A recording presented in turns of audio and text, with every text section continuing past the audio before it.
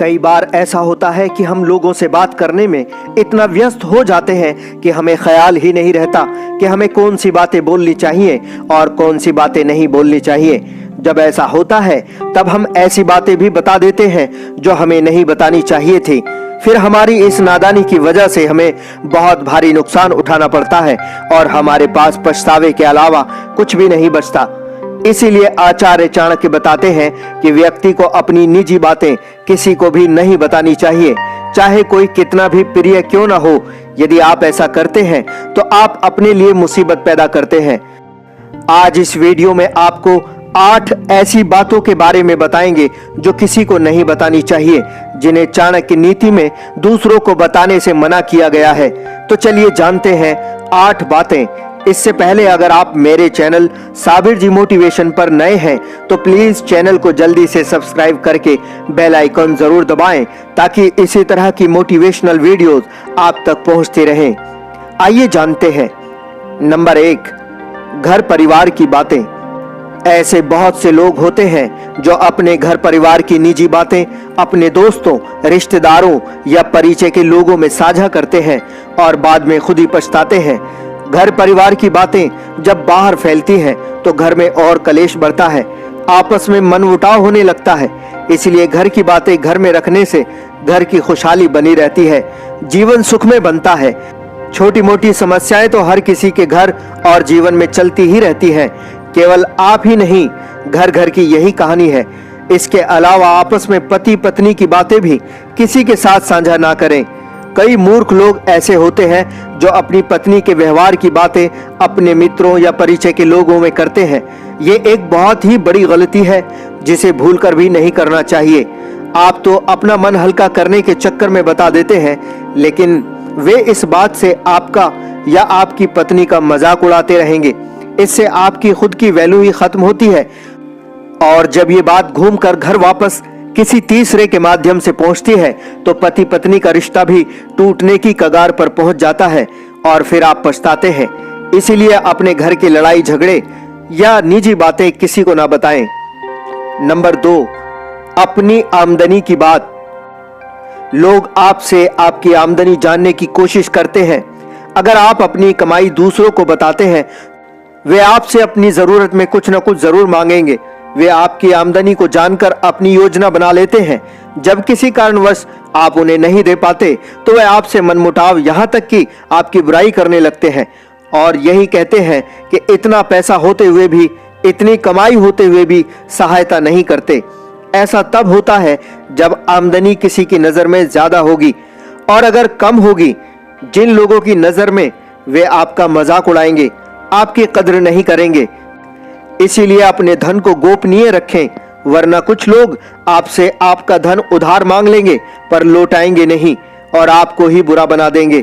इसलिए आपको अपनी आमदनी नहीं बतानी चाहिए। नंबर 3, अपनी अतीत की गलती की बात।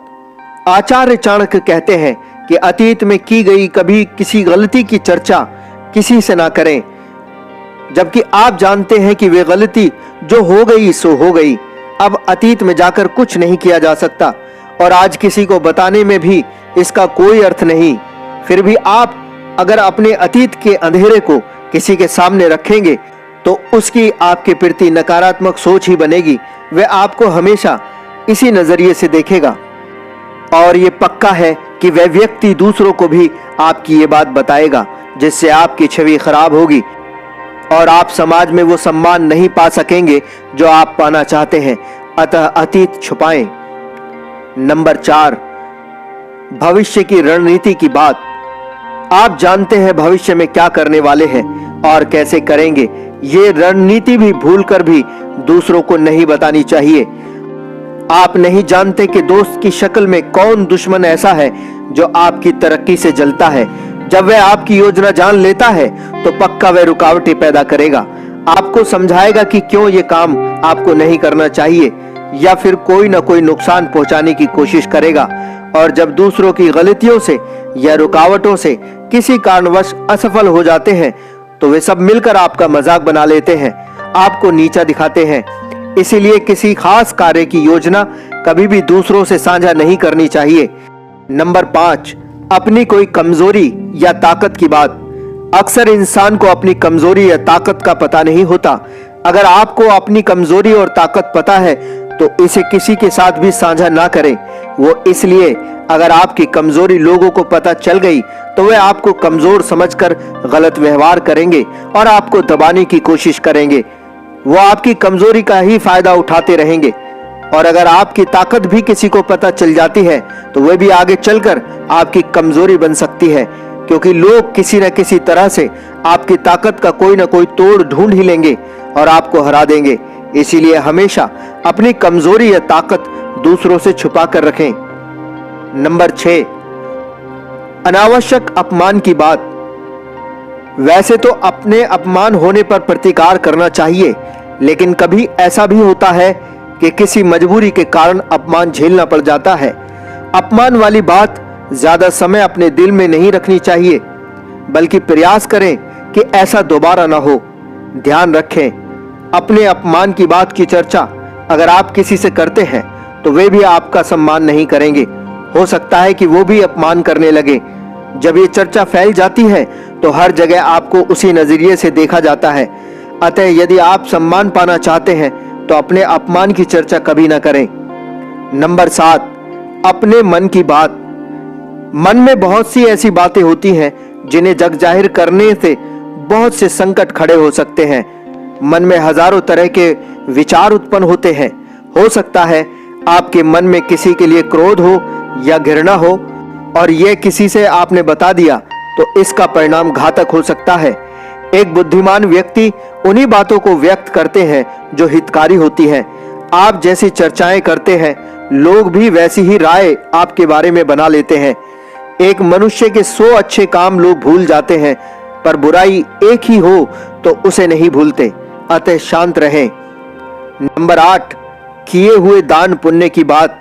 कई लोग ऐसे होते हैं जो अपने द्वारा किए गए दान पुण्य की बात को बार बार सबको सुनाते रहते हैं।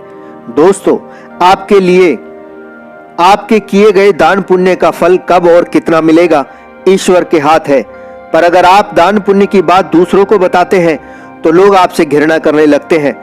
बात थोड़ी अजीब है।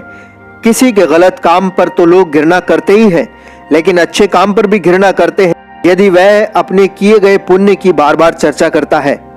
इसलिए अपने दान व पुण्य की बातें गुप्त रखें और लोगों से वो बातें करें जो उनके हित में हो। दोस्तों, ये वीडियो आपको कैसी लगी कमेंट में लिखकर जरूर बताइए। अच्छी लगी हो तो लाइक करें, शेयर करें।